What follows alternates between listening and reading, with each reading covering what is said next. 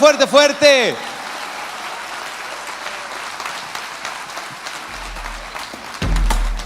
Demos Yo la diría más bienvenida fuerte, más fuerte, más fuerte, a ver. Magistreri.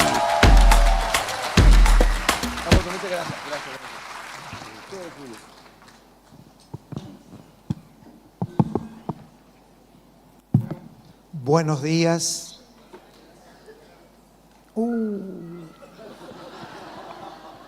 Buenos días.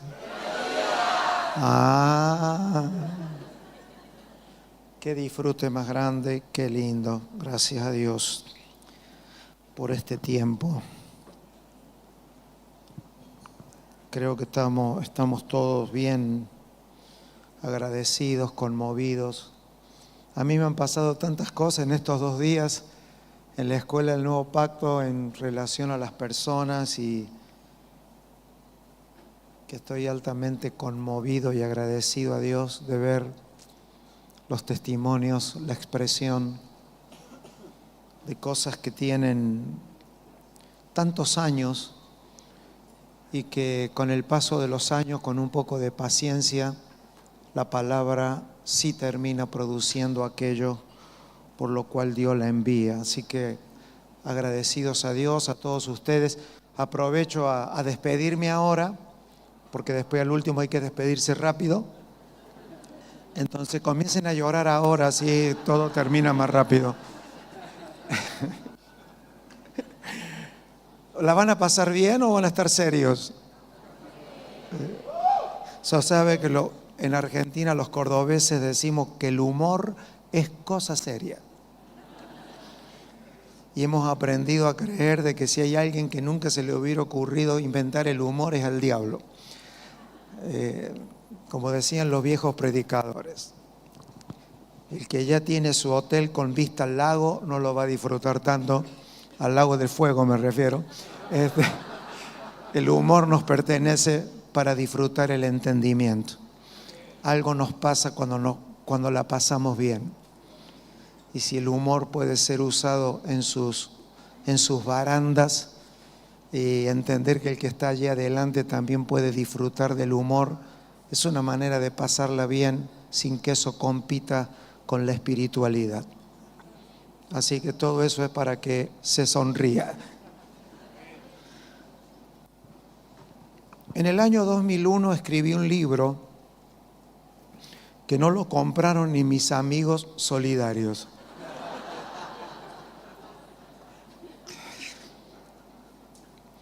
Pero yo no sé si soy perseverante o terco, pero sigo creyendo lo mismo.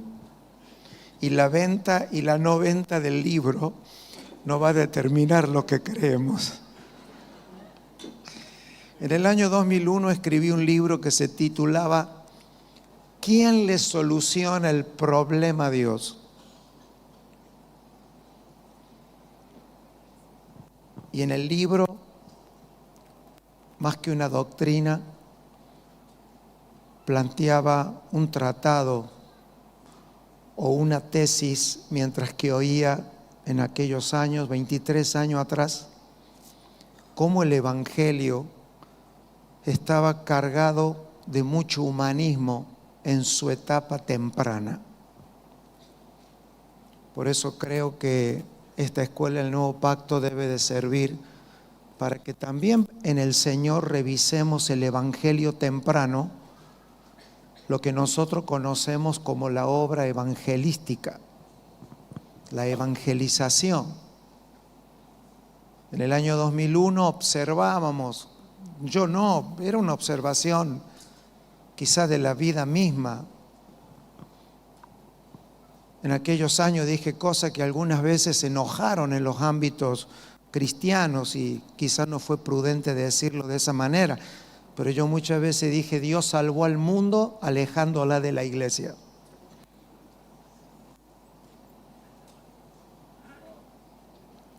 Claro, con la cara que usted me pone, 23 años atrás era peor. Pero yo trataba de decir algo que a veces cuando las personas se iban añadiendo a las congregaciones, no sabíamos diferenciar entre una persona dentro de una congregación y una persona que era añadida a la iglesia. Entonces, congregación e iglesia eran la misma cosa. Entonces, los vocabularios son importantes porque las palabras pesan. No es lo mismo las personas que fueron a la reunión el domingo a los que estuvieron en la iglesia. Y no saber discriminar eso y discernirlo por el Espíritu puede pasar que explique por qué los pastores se mueren por el ministerio. La frase, el pastor sirvió tanto al Señor que el ministerio lo enfermó. O sea, si eso es así, huyamos. Sí. Es que el pobre llevaba una carga que los hermanos lo mataron. Las congregaciones están diseñadas para ser asesinas. La iglesia no. Si alguien quiere ser pastor de una congregación, está bien. Pero la iglesia, la única versión de la muerte de la iglesia del Señor es morir por una verdad que vale más que usted. Un mártir es alguien que está decidido de dar vida, porque la verdad que porta tiene un valor mayor que su propia vida. Y esa palabra es testigo. Ahora, morir, porque en la iglesia hay un montón de personas que no entendimos el evangelio de manera temprana, eso nos lleva a entender que el útero reproductor de los cristianos, llamado la obra evangelística, debe de volver a ser reconsiderado desde la luz del nuevo pacto. Claro, entonces el libro planteaba quién le soluciona el problema a Dios, porque yo estaba medio confundido para aquellos años. Bueno, como ahora, pero con otros libros. Claro, porque cuando uno lee la Biblia, uno se encuentra que toda esta historia que nosotros le llamamos el Evangelio, la iglesia, la Biblia, como usted le quiera llamar, esto tiene un orden. Esto comenzó con un Dios que tenía un problema. Por eso ayer comenzamos hablando que Jesús a temprana edad entendió de los negocios de su padre. Y como yo no quiero inventar la rueda, ¿para qué mejorar a Jesús? Si alguien se atreve a mejorar a Jesús, allá. Pero yo no quiero mejorar a Jesús en términos. Él entendió que un aspecto del vínculo del Padre y el Hijo era un negocio. Y que debería como negocio producir algo concreto. Si otro predicador viniera a hablar del Padre, tendría otro aspecto. Si queremos hablar del Señor, bueno, para eso Dios da gracias. En esta oportunidad me toca compartir con ustedes este aspecto de la vida del vínculo de un padre con un hijo, que es el aspecto de entender que Dios, la Biblia comienza con un Dios que tenía un problema. Y el problema no era que tenía un problema así, ay, ¿qué problema? Ya lo único que le falta es que Dios tenga un problema, ¿no? Pero es una manera en español de poder decir que Dios tenía una condición. Dios es espíritu. Y su voluntad se debía de reflejar en algo que fuese la tierra. Entonces Dios, por eso lo hace Dios y me enamora. Dios tenía un problema, entonces tenía que crear algo que tuviera a Dios adentro y tierra afuera. Entonces pienso que esa fue la idea original porque fue creado el hombre. El hombre fue creado para resolverle un problema a Dios.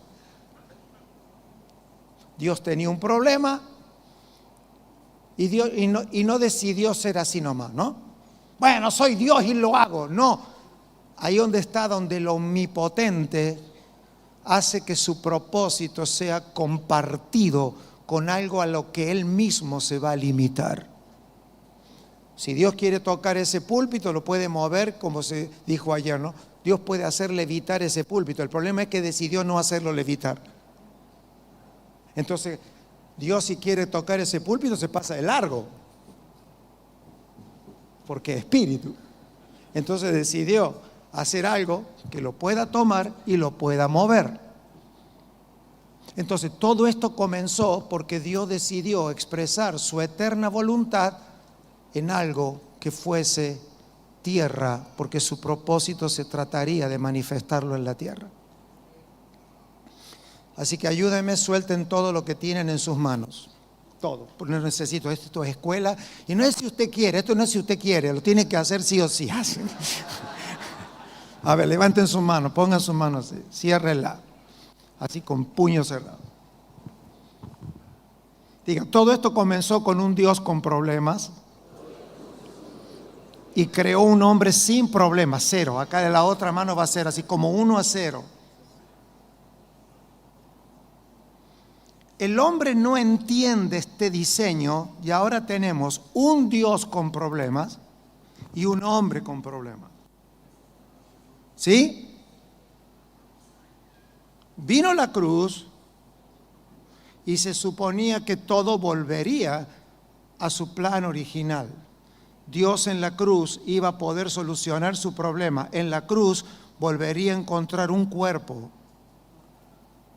que podría ser tierra por fuera y Dios por dentro. Por alguna razón evangelística, de baja performance e improfesional, la historia no termina como empezó, sino que ahora tenemos un hombre lleno de problemas con un Dios que está para solucionarle el problema al hombre. A eso se le llama humanismo y es el final de la visión que Daniel tuvo para Nabucodonosor.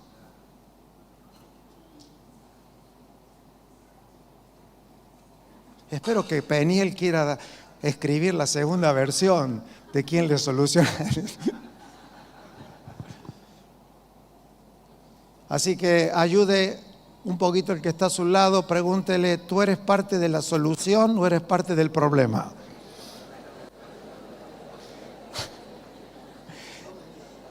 El Evangelio, cuando nosotros hablamos del nuevo pacto, estamos hablando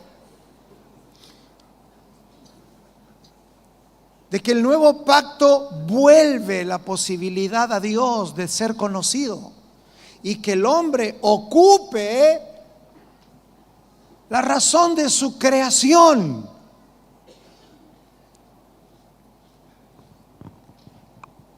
Es por eso que creemos en el Señor, que en este tiempo y en esta escuela del nuevo pacto, poder llevarnos definiciones cortas, pero que tengan profunda realidad en nuestra vida al irnos. Porque las personas siempre están preguntando, bueno, todo esto, eso es como una cosa que tienen que cargar todos los que organizan y organizamos encuentros como estos. Sí, estuvo todo muy lindo, ¿y cómo lo llevo a la práctica? Llevándolo a la práctica. O sea, ya tiene ahí tiene un proverbio. Yo nací para resolverle un problema a Dios.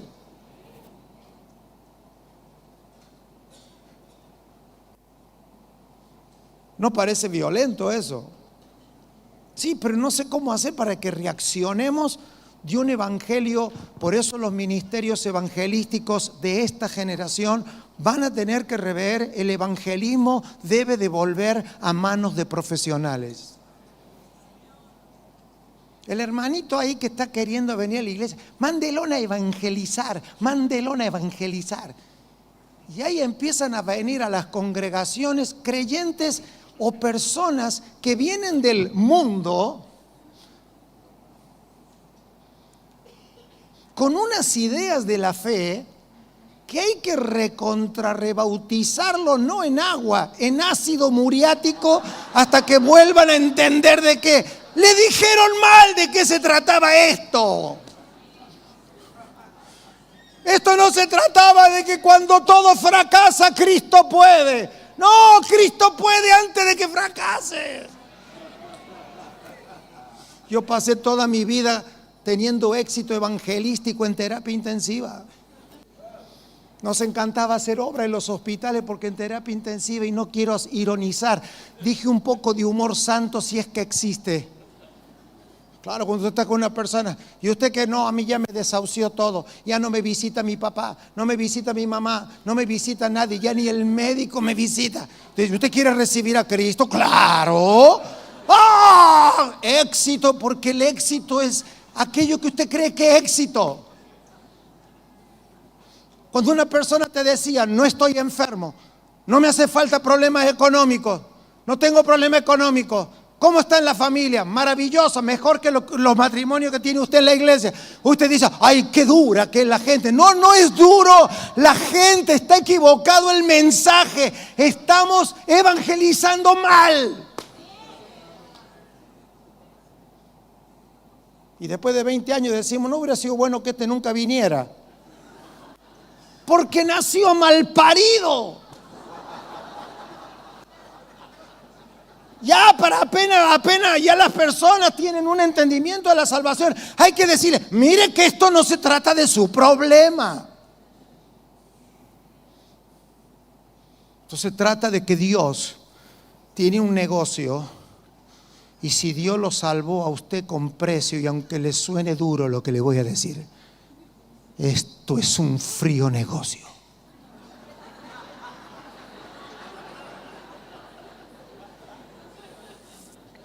A los que les toque hablar de padres, cuando a mí me toca, yo lo disfruto más, pero alguien tiene que hacer el trabajo frío. Y ustedes no miren tanto para allá, miren acá. Esto no se, a ver, amado, no se esperaba que esto se volviera en una lista de dolores. ¿Y usted por qué ya no viene a las reuniones? Porque la verdad que yo iba porque tenía muchos problemas. Una vez que se me solucionaron, se me fue así como la gana de ir.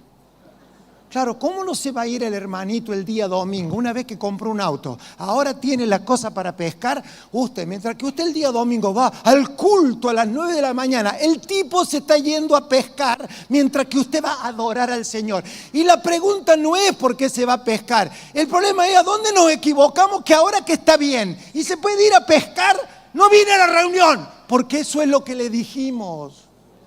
Cristo resuelve tus problemas.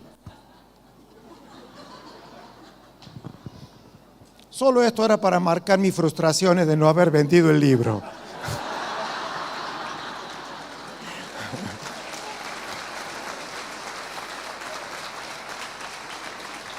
Por eso la labor evangelística en el nuevo pacto es determinante. Porque usted se parece a cómo le llegó el evangelio la primera vez. Eso marca el ADN de nuestro performance. Y más cuando se nos cultiva esos niveles de lealtad. Y yo te gané para el Señor. Oh. Y ahí está. Es que pasa que Él me ganó para el Señor. ¿Quién te ganó? Dile que te muestre la mano a ver si tienes clavo ahí. ¿Está clavado? No, no te ganó. Y déjate, oh, no te ganó. No puede ser más leal a ninguna fraseología evangélica si eso no está produciendo un efecto pragmático del eterno propósito de Dios en nuestra vida. Ya hay que liberar a la gente de esas frases. Mira lo que yo hice por ti. Y dile, oh, no sabía que estaba con Jesús de Nazaret. ¿Volvió? Y no lo vi.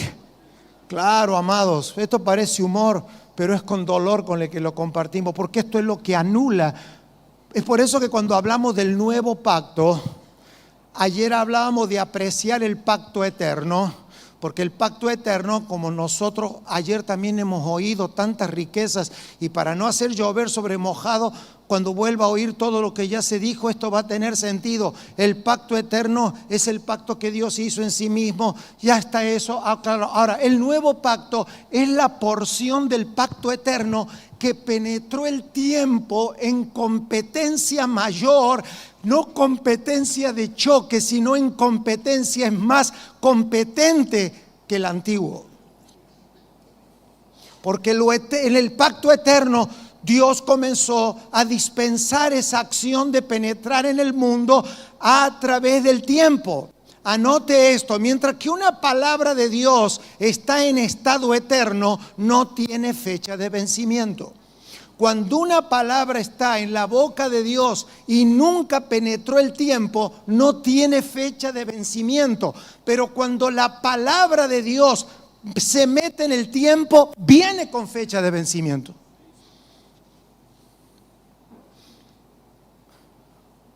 Esto es como el producto.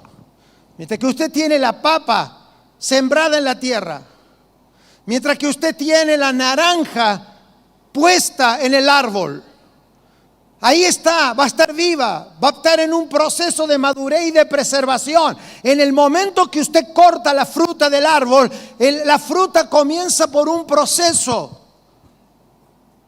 ¿De qué? De vencimiento, de muerte programada.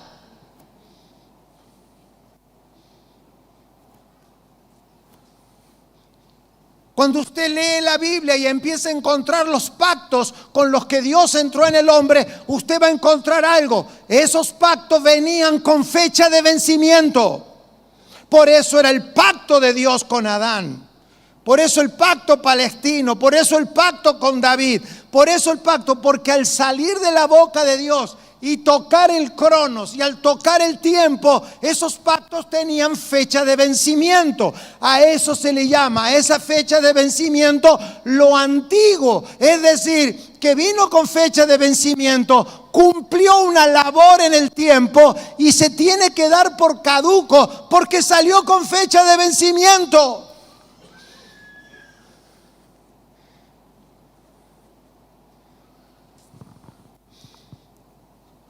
¿Cuál es la competencia del nuevo pacto? La competencia del nuevo pacto es que en el nuevo pacto, en Cristo, el nuevo pacto sale de la boca de Dios y no tiene fecha de vencimiento, porque es la versión del propósito eterno que no va a caducar.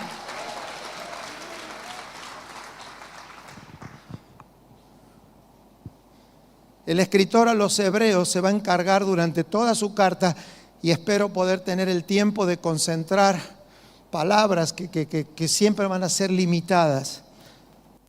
Por eso el evangelio temprano no puede ser transmitido de manera voluntariosa.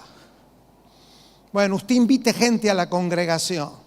Usted traiga a sus familiares, está bien, todo eso son movimientos maravillosos, pero a la hora de llamar evangelización, que es que el evangelio penetre el corazón de las personas, si llega mal, será deficiente por mucho tiempo en la vida. Creyentes de 30, 40 años dentro de las congregaciones tienen que rever cómo les llegó el evangelio desde la versión del nuevo pacto. Ponernos los lentes y la visión del nuevo pacto y tener rápidas y profundas. Es que yo ya soy pastor, es demasiado tarde ya. ¿Cómo hago yo? Y esa es la controversia cuando los negocios del Padre compiten contra los negocios eclesiales. Cuando usted le dice a una persona, gracias por su ofrenda y por su diezmo, pero todo lo que usted cree está mal. No siga orando porque Dios no le va a contestar esa oración. Porque su oración, su perspectiva de la adoración, de la predicación, lo que usted dice está mal, pero ¿quién le pone el cascabel al gato? A donde todo el mundo toma las cosas personales y no la estamos viendo como generación. Yo entiendo a un pastor cuando le cuesta hacer la transición, porque el nuevo pacto rompe todos los negocios caducables que todos sabemos que ya caducó. Pero sin embargo, cuando el nuevo pacto tenemos oportunidades como esta de enfrentar esta palabra, tenemos que salirnos de la no pregunta a la pregunta y comenzar a buscar entre nosotros, hermanos mayores, que después cuando termine esto, cuando nos vayamos de aquí, comenzar a preguntar de lo que se dijo, de lo que se habló, qué luz te está dando el Señor, porque necesito redimir tiempos, porque el nuevo pacto no es algo de definir conceptos, el nuevo pacto es la versión aceptable que el hombre puede vivir con Dios sin que caduque. El nuevo pacto es la forma en la que Dios y el hombre pueden habitar sin que el hombre se muera.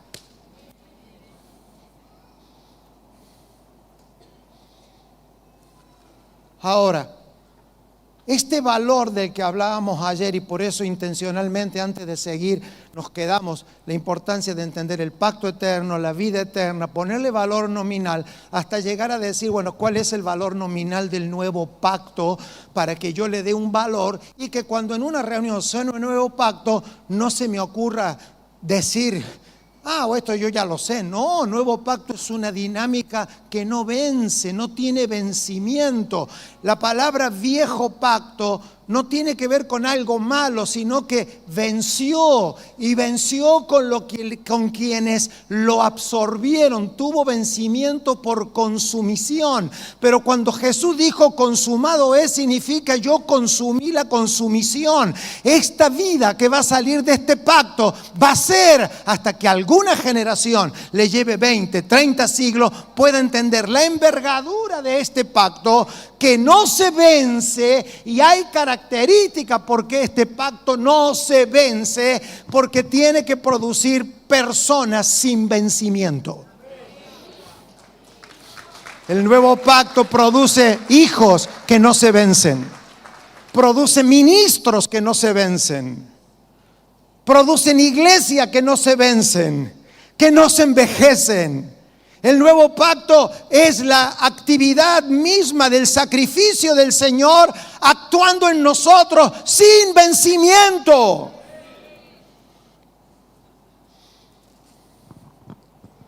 El escritor a los Hebreos en Hebreos 11 va a hacer una lista.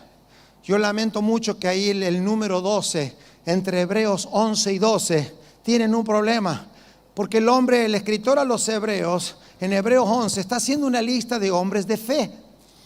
Pero lo que está queriendo él construir, y ahora vamos a entrar rápidamente a considerar algunos aspectos, solo lo digo a vuelo de pájaro, él comienza a relatar por la fe, por la fe, por la fe, por la fe, a Abel, por la fe, a Abraham, por la fe, Moisés, por la fe, por la fe. Y los mal llamados, quizás teológicamente, héroes de la fe, en realidad él está construyendo y él quiere llegar a algún lado. Él quiere llegar a Hebreos 2, entonces dice, por la fe a Abel hizo, pero se venció. Se le venció la fe en Abel. Abraham salió, pero no todo el mundo tuvo que salir, porque eran aspectos en cómo Dios iba dispensando sus pactos que se cumplían en las personas. Y si usted sigue leyendo Hebreos, se van a dar cuenta que los pactos y las palabras en las que ellos recibieron, esa fe tuvo vencimiento. Pero él está queriendo decir que la fe de la que él está hablando no tiene vencimiento. Por eso está hablando de Abraham, está hablando de Moisés, está hablando de Rahab, que tuvieron en el tiempo acciones que Dios intervino, pero ninguno de ellos llegaron a ver la dimensión de esta fe, que ya no es la fe de Rahab, no es la fe de Abraham, sino que en el nuevo pacto la fe es de Dios.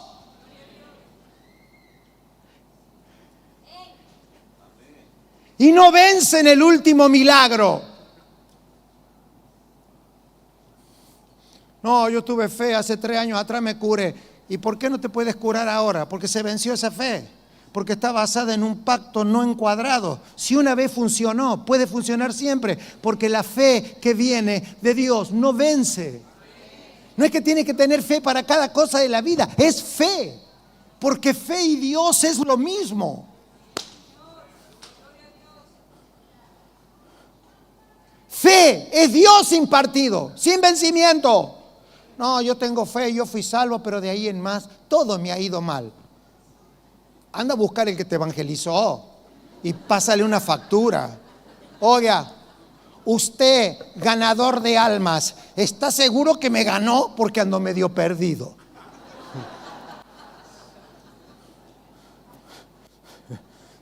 Estoy relatando mi vida. Yo he hecho esto, ¿Me podés explicar por qué me predicaste esto en el 1984?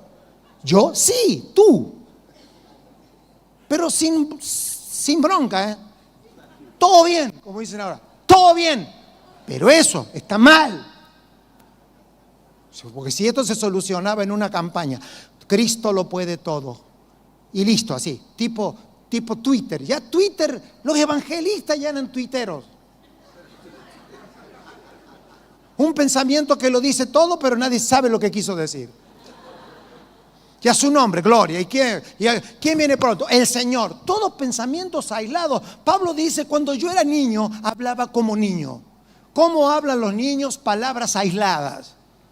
¿Cómo habla un niño espiritual? Amor, fue, todo lo puedo en Cristo, gloria al Señor, ha fortalecido en el poder de sus fuerzas. Ora, hermano, ora, hermano. Un niño habla frases aisladas, pero cuando fui mayor comencé a construir frases, comencé a edificar mi entendimiento de que esto no se trata de 4 gritos, de 3 canciones y de 3 proverbios. Mi salmo preferido es el 23. Y hay que salirnos de allí.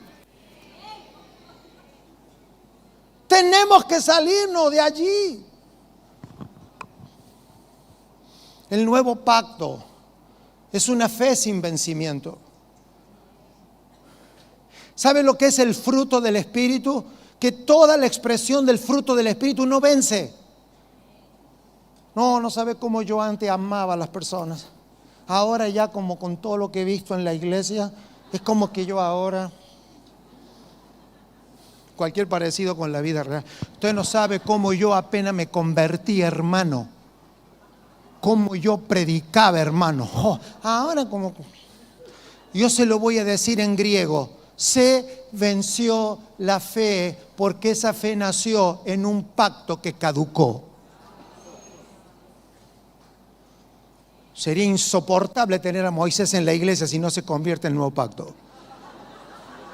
¿Sabes lo que tiene David escribiendo salmo en una iglesia? No, que se vaya a otra. Por favor, David, gracias. Si no pasas por el entendimiento del nuevo pacto, los salmos son aburridos, las escrituras no tienen sentido, solo todo tiene vencimiento. Si todo lo que fue fe, ahora es en la fe del Hijo de Dios.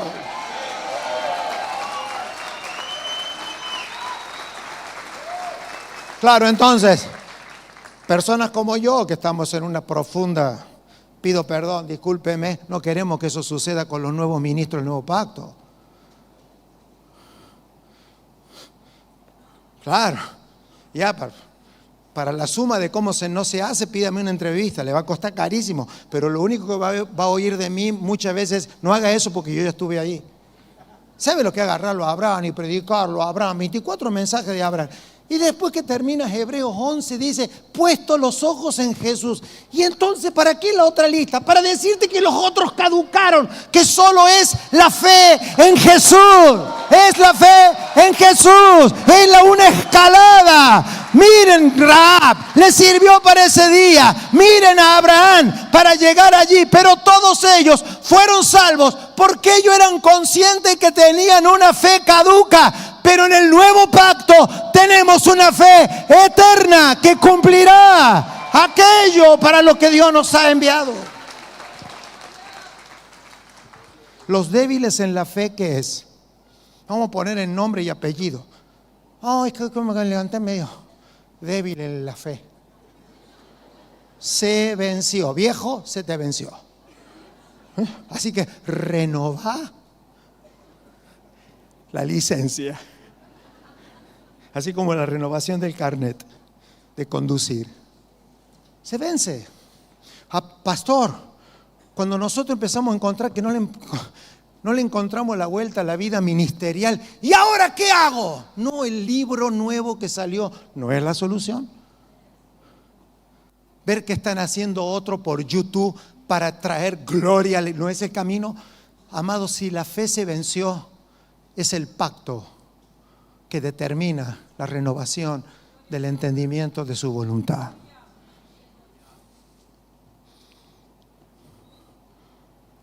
Porque no hay cabeza más peligrosa que un creyente que se le está venciendo la fe y quiere reemplazar la fe por estrategias humanas. Porque esa cabeza dispara.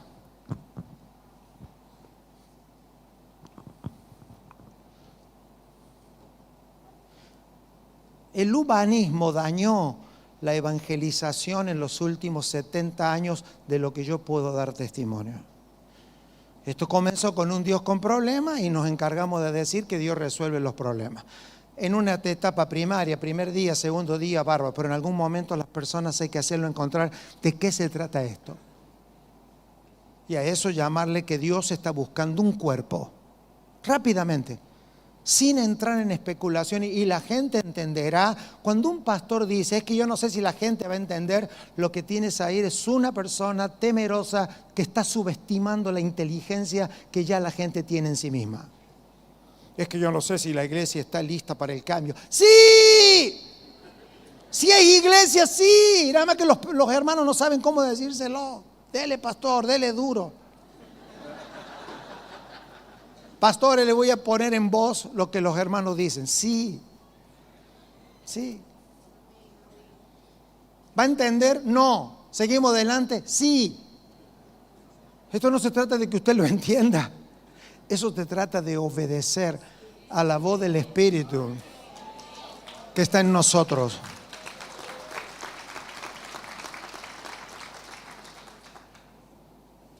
Les quería proponer, pero solamente lo dejo porque el tiempo no va a dar. 5 cosas que debemos de desarrollar como si fuesen... Yo tengo un principio que estoy usando mucho y si ustedes lo han escuchado repetido, supérelo y no me critique por esto. No inventemos la rueda. No inventemos la rueda. En los negocios, ¿sabe lo que te dice alguien que ayuda a emprendedor? No invierte energía en inventar la rueda. No invente la rueda. ¿Qué significa eso? Que cada generación debe de descubrir qué parte del evangelio no es tema de discusión. Yo ahora me vine, yo estaba viendo el avión en el que yo iba a venir. ¿Sabe una cosa? La rueda del avión era redonda. Tremendo. El Boeing was la rueda redonda. El tipo dijo, bueno, yo voy a mejorar la rueda, la voy a hacer de titanio, la voy a hacer, si es de un carro, vistosa. Lo que no puedo inventar es la redondez de la rueda. Y en el evangelio, si nosotros queremos avanzar como congregación, dejémonos de hacer preguntas que ya se hicieron otros. El fundamento apostólico y profético es la redondez de la rueda. Después, ¿cómo la ayornamos? ¿Cómo la aplicamos? Si la vamos a hacer linda, pintoresca, que si la vamos a hacer, no es lo mismo la densidad de una rueda de avión que a una rueda no sé, hermano, de la bicicleta. Pero es rueda, es rueda. Nosotros no podemos inventar la redondez del nuevo pacto. No lo podemos inventar. Después, no, es que a mí no me gusta hablar tanto del nuevo pacto porque hay tanta gente hablando. Hágalo como se le da la gana, pero no invente la redondez de la rueda. No creamos contradicciones, porque es verdad que cuando un mensaje sale, por ejemplo, el nuevo pacto, salimos de acá y nos vamos a donde alguien no estuvo en esta escuela y le caemos con la versión tuitera no sabe lo que dijo Juan. Y después se la agarran conmigo. ¿Qué dijo usted? Y se la agarra porque Lucas Márquez. Y eso es porque la gente se queda con la versión chismosa, tuitera, da una frase que está sacada fuera de contexto. No importa, yo asumo el riesgo y que cada uno haga lo que se le da bien la gana con todo lo que oye. Lo que quiero decirle es que en algún momento hay que aprovechar estos vuelos aéreos, porque acá sí estamos teniendo una buena batalla. Y esta batalla es batalla aérea. Después de la aérea, ¿sabe que viene la de infantería? Usted caminando puede hacer que una palabra que vino en estos días del Espíritu la lleve caminando por las calles de su casa, de su familia, de su congregación, con prudencia. No inventemos la rueda. ¿Qué no hay que inventar de la rueda del nuevo pacto? Lo que el apóstol Pablo le dijo a los corintios. Porque yo recibí del Señor lo que también os he enseñado, que el Señor Jesús, la noche que fue entregado, tomó pan y habiendo dado gracia lo partió y dijo: tomad, comed, este es mi cuerpo. Luego de haber cenado, tomó la copa diciendo: este es el nuevo pacto en mi sangre. ¿Qué no hay que inventar? La revelación del nuevo pacto no es pedagogía ideológica. El nuevo pacto se recibe del Señor. Yo recibí del Señor. Y ese yo recibí del Señor no es exclusivo de Pablo.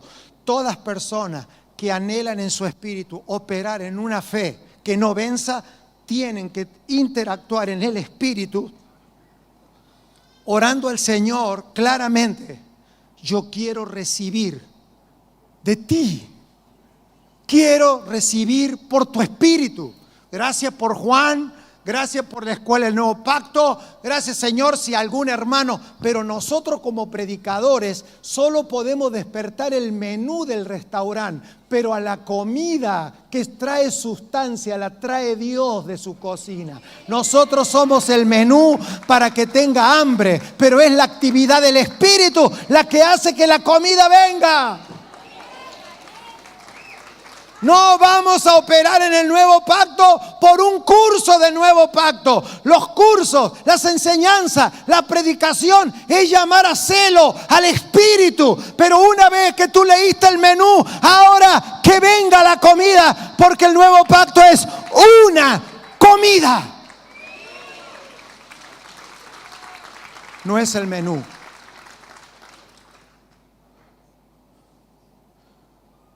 ¿Y ahora qué hacemos con lo que oímos? Llame al mozo.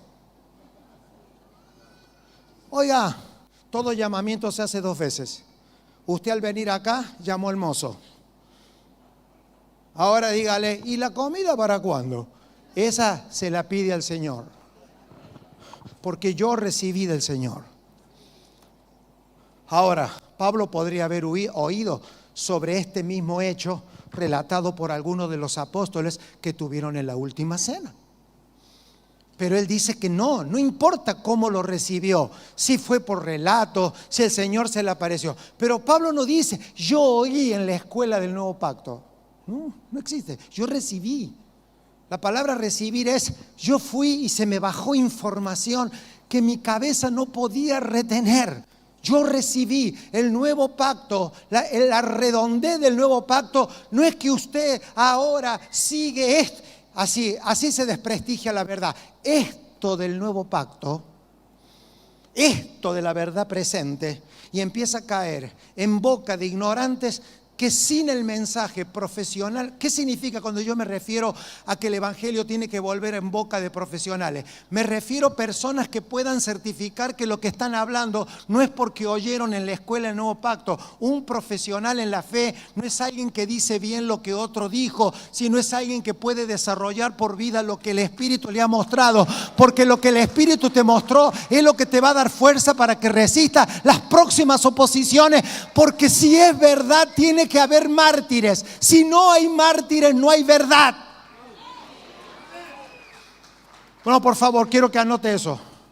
Si lo que usted cree es la verdad de Dios, nunca una verdad se revela sin producir un don de martirio.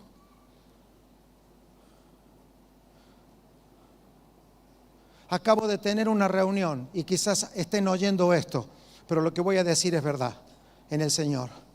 Un movimiento que asiste y fui invitado a compartir. Cuando yo me junto con la gente que trabaja con aquellos que están muriendo por la fe y están entregando sus propias vidas. Hoy hermanos nuestros pagan con su vida, con sus manos. 2 hermanos nuestros le cortaron las piernas por causa de la fe. Ahora, amados, si solamente la verdad está a donde hay mártires físicos, entonces ¿qué estamos haciendo nosotros? ¿Estamos viviendo en un país equivocado o no tenemos una medida de verdad? Cada generación, en cada lugar del mundo, del primer mundo o a donde haya persecución, debe por el Espíritu discernir cuál es el nivel de martirio que Dios está pidiendo por la verdad. A algunos este martirio va a ser niveles de dificultad en la familia.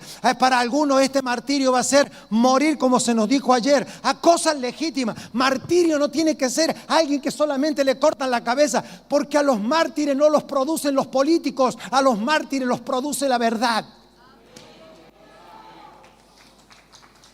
No hay tal cosa, Roma, perseguía a los hermanos. Lo que se persigue es la verdad. Vives en Chile, vives en Argentina. Eso no nos hace evadir del martirio, porque un mártir está creado por una verdad, no está creado por un político. Acabo de estar en un país muy limitado, a donde literalmente se persiguen a los hermanos.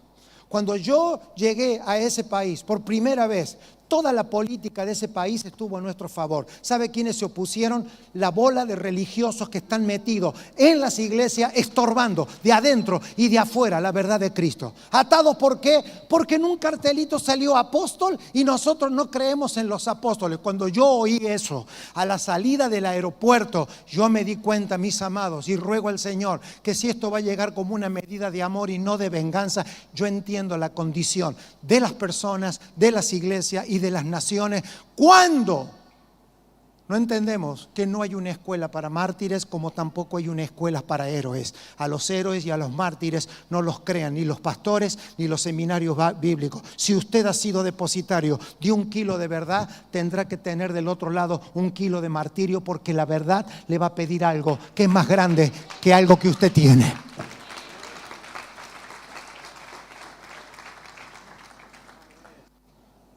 Tiene que saber que si usted ora por verdad, la verdad pedirá mártires. Si no, no es verdad.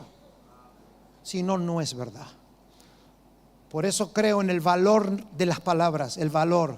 Tenemos que rever desde el nuevo pacto el evangelio temprano. ¿Cómo está llegando el evangelio? Los evangelistas que nacen desde el nuevo pacto no pueden ser personas intencionales que solamente promuevan el evangelio. Te voy a contar lo que el Señor hizo en mi vida. Y ya con eso, y venite el domingo y traemos unos paquetes a las reuniones que los hermanos no han podido engendrar. La prioridad no es que el domingo la gente esté en las reuniones, la prioridad es que las personas hayan conectado en sus vidas, en sus mundos, en sus hogares con una verdad de Cristo, y que rápidamente, cuando sean añadidos a la iglesia, no sean personas que están estorbando por la mala praxis del evangelio.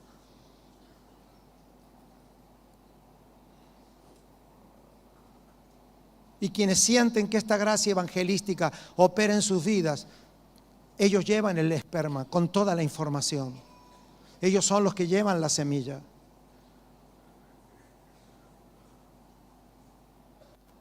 Y eso nos va a dar una asignación de valor. En las gracias de Efesios 4, ¿cuánto vale 1 kilo de evangelista en nuestra ciudad? ¿Cuánto vale? Porque ¿a cuánto vale y a dónde lo vamos a poner? Porque tengo que ir más rápido, pero sencillamente quiero tirar esto, a ver, nos podemos quedar pensando para otras próximas ocasiones y continuar con esto. El destino por lo cual Dios creó todas las cosas, Dios creó todas las cosas para su voluntad y para darse a conocer.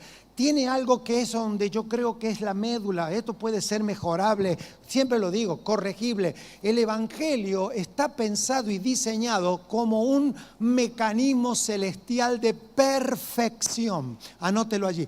Perfección. Las personas son salvas para ser perfeccionadas. Y acá tiene que matar toda imaginación, pero a temprana edad. Mire, la salvación viene a su vida para perfeccionarlo. Y la perfección no la tengo que inventar. La perfección por la cual la salvación llega a las personas es que usted soporte ese pedazo de barro por fuera y crea que tenerlo a Dios adentro no lo va a matar, sino que lo va a hacer cumplir la razón de su existencia. Es que no lo va a entender. Error, sí lo entiende, porque se nos está hablando de nuestro diseño.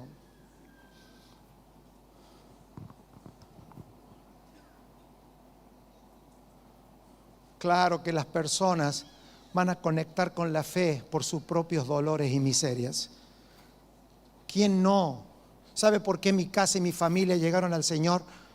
Como lo decíamos Andy, todo lo entendemos. Pues tuve una hermana 5 horas muerta con un certificado de defunción, y mi mamá se la arrebató a la doctora que le estaba haciendo el certificado de defunción, con certificado de defunción y todo. Mi mamá tenía 3 meses de cristiana, recién había oído la palabra, con toda una familia en contra. Se fue a la casa del pastor, le dijo: pastor, Yo oí el otro día que Dios resucita muerto. ¿Puede orar por mi hija?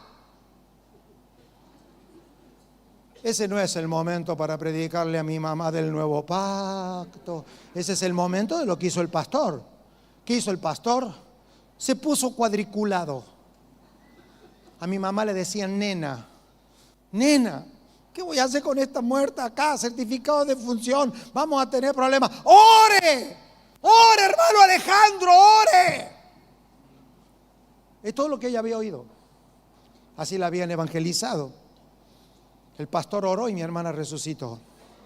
Después de esa resurrección, 100 familias. Hasta el día de hoy nosotros tenemos gente en nuestra congregación, hijos de hijos de hijos de esa gente. Ahora, yo no voy a ir en contra de eso, yo no voy a negar eso que pasa en una etapa primaria. Ahora, cuando era niño sucedían cosas como niños, pero ahora se espera que la iglesia pueda tener el mecanismo rápido de que el creyente no crea que esa es la razón de ser del evangelio, porque así es como debe de ser y tiene que haber un proceso. Tenemos que ponernos de acuerdo cuánto es el tiempo saludable entre que un creyente reconfigura su vida de creerse que él es el destino de todo a saber que ahora es un servidor, es un colaborador de Dios, y que eso no es eclesiología, eso es diseño, eso es propósito. Y lo que hace el nuevo pacto es eso: perfeccionar a los santos. Si usted me preguntara hoy rápidamente, define el evangelio en una palabra: perfección. Perfección. Los hombres de fe y mujeres de fe de la Biblia no fueron personas que en términos de esta fe y de este pacto eran pecadores, sino que tuvieron una fe que caducó en el tiempo. Es otra perspectiva, cambian los lentes. No, porque entonces yo puedo pecar porque Abraham pecó. No, Abraham pecó no para que usted tenga un versículo para andar viendo con quién tiene un hijo. No, perdone así porque estoy muy suspicaz con mis palabras, ¿vio? ¿Qué habrá querido decir? Que no te hagas el loco, que no andes buscando vivir. No es que Abraham, David, no es que David pecó con Betsabé. No, David no tuvo una fe que terminó con su perfección. Bueno, Noé, después de todo, Noé también ¿por qué? Porque tú te fuiste a comer con un hermano y te chupaste 2 botellas de vino y ya nadie sabe. Comenzaste diciéndole apóstol y ya para la media hora el apóstol era compadre, ¿cómo andas, compadre?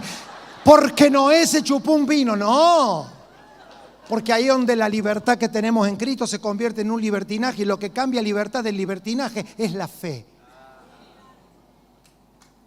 Ninguno de ellos fueron perfeccionados. No es que fueron pecadores, no fueron perfeccionados.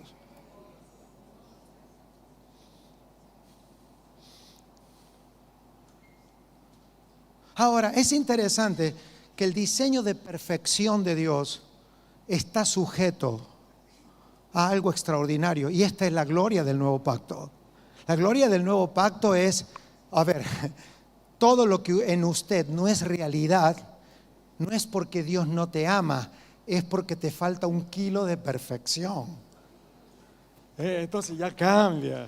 No, es que yo me siento mal. ¿Quién te predicó el evangelio? No se suponía que el evangelio era para que te sientas mal. Porque parte del diseño de todo lo que Dios creó, Dios fue el que creó, además de su perfección, la perfección de su voluntad en los hombres. Él la creó. Por eso Dios no anda cuando usted se equivoca. ¡Ay, qué hizo mi hijo! Porque Él creó. Eso me enamora de Dios. Dice que Dios todo lo creó bueno, todo lo creó bueno, todo lo creó bueno, todo lo creó bueno. Pero cuando creó al hombre dice, y todo era muy bueno. O sea, Dios se mejoró a sí mismo.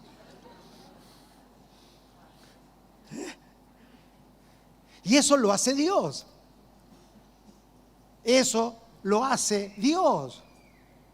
Hago todas las cosas buenas, pero yo me limito que lo mejor va a ser cuando el hombre opere para lo que lo he creado. Así que Dios es perfecto en la eternidad, pero Dios decidió ser perfecto en la creación a través del hombre.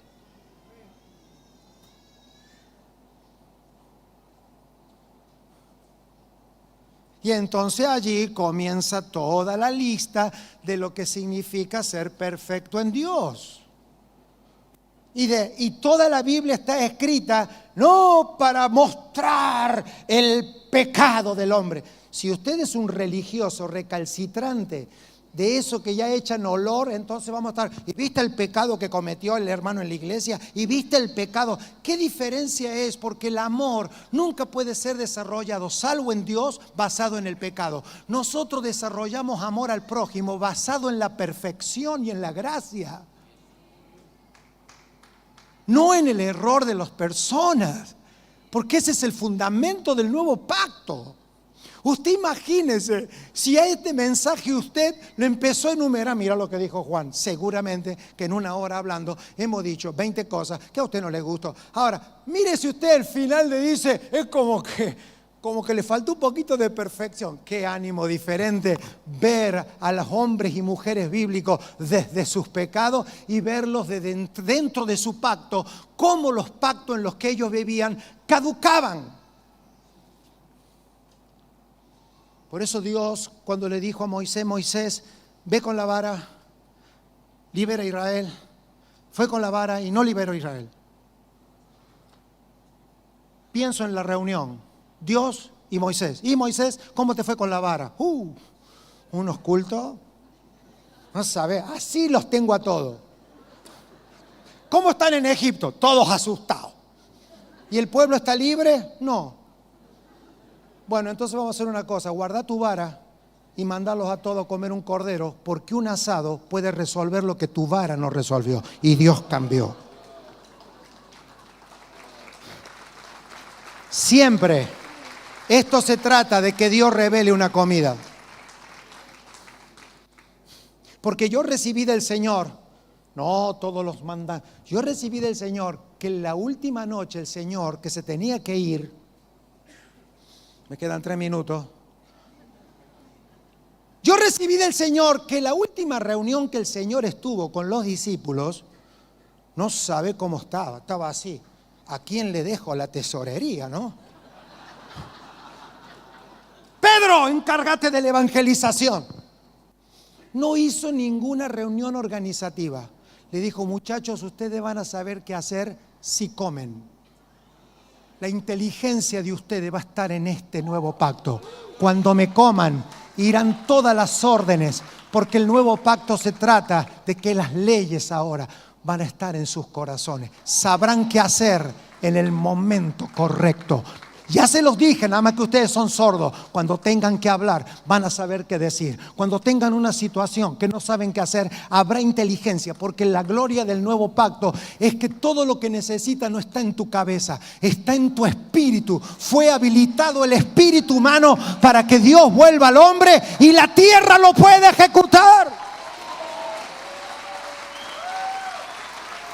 Yo recibí del Señor. Y después de allí, más una vez que hemos comido al Señor, Dios dará a cada hombre y mujer la estrategia. No hay problema. Pero sin el nuevo pacto, todo nace desde lo humano. Ahora es interesante porque los apóstoles manejaban extraordinariamente bien el concepto de la carne y la sangre. Y este es el fundamento también del nuevo pacto. Diga conmigo, estamos viendo la redondez de la rueda. Sí, la redondez de la rueda. ¿Qué es lo que no hay que discutir? No hay que discutir que el nuevo pacto es el mejor por algo puntual, porque no se vence. Al no se vence, se termina el ciclo de la perfección. Es la lima que no se va a gastar antes del hierro. Hay en el nuevo pacto, están los recursos para llegar al final de la jornada. No se va a gastar. No es viejo porque se usó.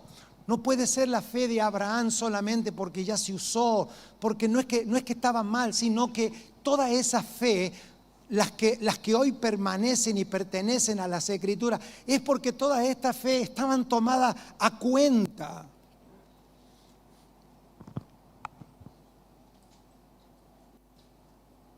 Los apóstoles manejaban, Pablo dice, cuando yo tuve esta revelación, no consulté a carne y sangre.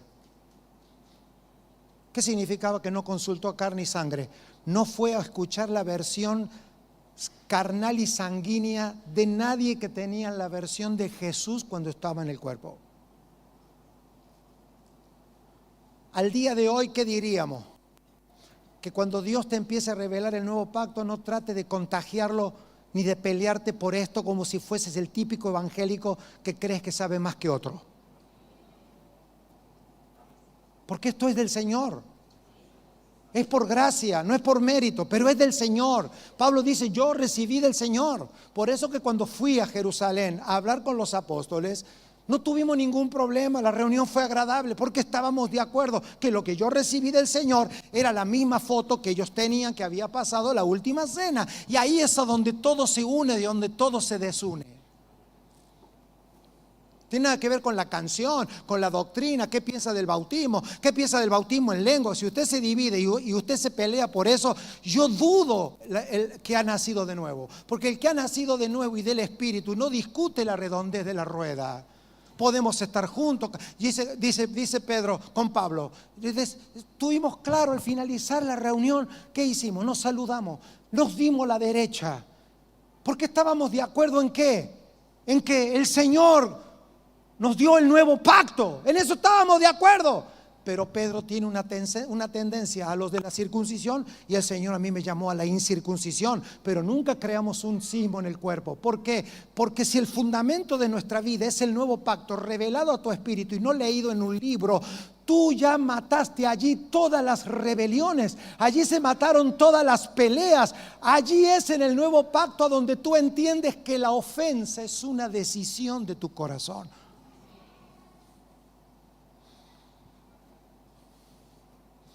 La ofensa es un partido que empieza tú tirando la pelota primero y alguien con gusto te la va a devolver. Estamos ofendidos porque hemos decidido ofendernos.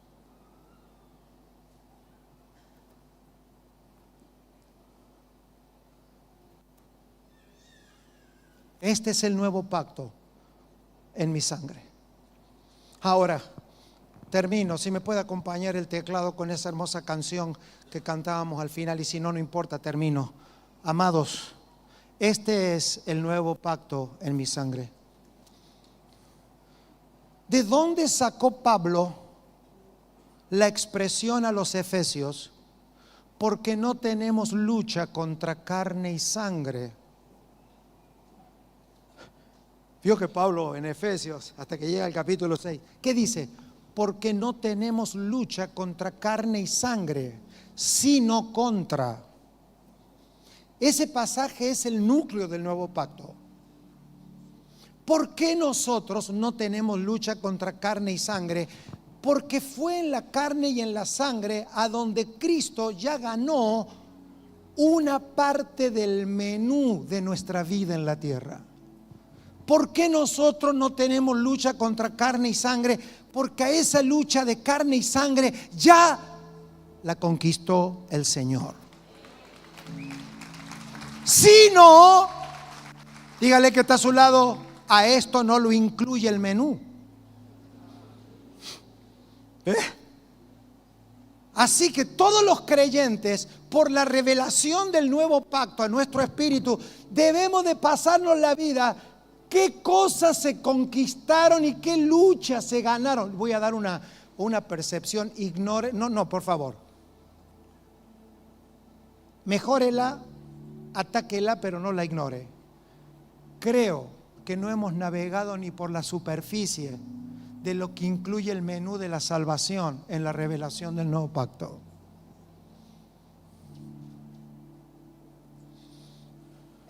Porque no tenemos lucha contra carne y sangre. Es decir, si estuviese en un restaurante, hasta aquí usted no tiene nada que pagar. Si no, hay una parte que no incluye el menú. el operar en contra de principados y potestades, que en la manera más primaria son los argumentos que nosotros tenemos de un evangelio que no es coherente a lo que Cristo en carne y sangre padeció.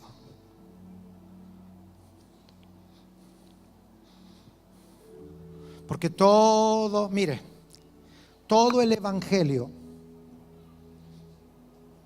está basado. ¿Qué es un legalista? ¿Qué es un religioso? Es alguien que con carne y sangre anulan la obra de Cristo y cargan a otros hermanos para que lo que ya fue ganado en la carne siga convirtiéndose en una lucha. Si nosotros luchamos con cosas que ya Cristo luchó, entonces eso explica la debilidad, la frustración de los creyentes y eso, la falta de poder de la iglesia. ¿Por qué? Porque si yo invierto energía en carne y sangre, no voy a tener la capacidad y la lucidez para operar en contra de los principios que operan en el mundo y en nuestra cabeza y en la iglesia, para derribar toda altivez que se ha levantado y ha sacado a Dios de la historia. Porque la carne y la sangre, el nuevo pacto, mete a Dios dentro del espíritu humano, pero el derribar los argumentos trae a Dios a la historia.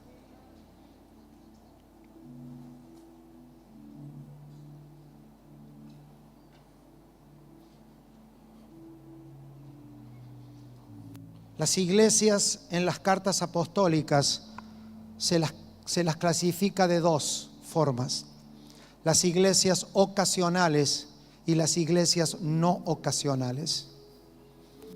Carta del apóstol San Pablo a los Corintios, carta ocasional. ¿Por qué? Porque la pluma apostólica se tiene que distraer a perder el tiempo literalmente, o a invertir tiempo en problemas que la gente tuvo por no entender el evangelio primario. Malos comunicadores o malos recipientes, pero algo falló en la comunicación temprana del evangelio. No se entendió el evangelio del nuevo pacto. Carta a los filipenses, salúdeme, carta no ocasional. No hay nada que corregir, que dice Pablo, regocijaos, son alegría, son mi gozo. Las cartas ocasionales. También en el siglo XXI los creyentes se dividen en creyentes ocasionales y no ocasionales. Cuando tú te reúnes con tu pastor, tu reunión es ocasional porque siempre hay que resolverte un problema, o es no ocasional porque eres una bola de soluciones para el ministerio apostólico que Dios puso sobre tu vida. Hay que seguir discriminando. Hice una lista en oración en mi espíritu. ¿A qué se parece una iglesia que no entendió el nuevo pacto? No voy a inventar nada, todas mis palabras están sacadas de las Escrituras. La carta del apóstol San Pablo a los Gálatas. A ellos se les enseñó profesionalmente el evangelio, pero ellos no se quedaron atendiendo el evangelio. Pablo va a usar más de 40 adjetivos para decir cuál es la foto de una persona que no entendió el evangelio del nuevo pacto. Y un buen diagnóstico nos puede dar una buena terapia. Pónganse de pie. No voy a terminar, pero calma los nervios. Qué linda la canción que cantaron recién. La podremos cantar así cortito aunque sea. Mire los adjetivos paulinos a una generación que no entendió el nuevo pacto y que le fue enseñado. Número 1, les dijo: ustedes están alejados, perturbados, pervertidos, anatemas, llenos de tradiciones, falsos hermanos, espiadores de libertad, judaizantes,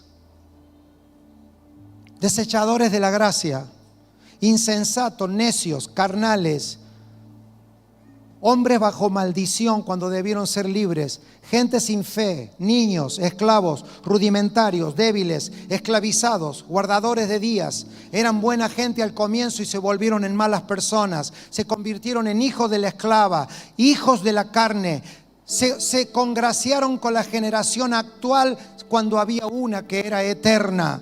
Se sujetaron a esclavitud, se desligaron de Cristo, cayeron, se convirtieron en excorredores, tropezaron con la cruz, mordedores entre ustedes, se consumen unos a otros, canales, potenciales iracundos, contenciosos, homicida, idólatra, irritadores, celoso, autoengañados, amarretes, cobardes porque evadieron el martirio de morir por la verdad que les dejé, y ustedes son causadores de molestia. Levanta tus manos. Pablo dijo: pero estoy dispuesto a sufrir dolores de parto para empezar de nuevo. Gloria al Señor. Mas el Dios de toda gracia, que nos llamó a su gloria eterna, dígalo, nos perfeccione y afirme, fortalezca. Ahí está la fortaleza. Y establezca